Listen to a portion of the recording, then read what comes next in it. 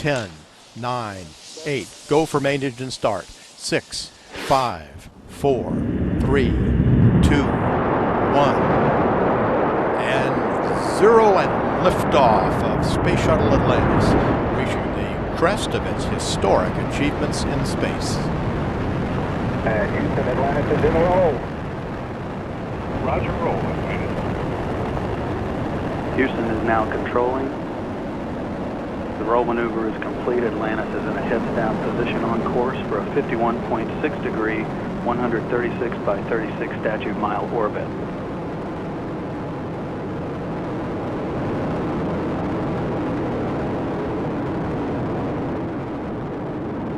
And the 3 main engines on Atlantis have now been throttled down to 72% of rated thrust as the orbiter prepares to pass through the area of maximum dynamic pressure on the vehicle in the lower atmosphere.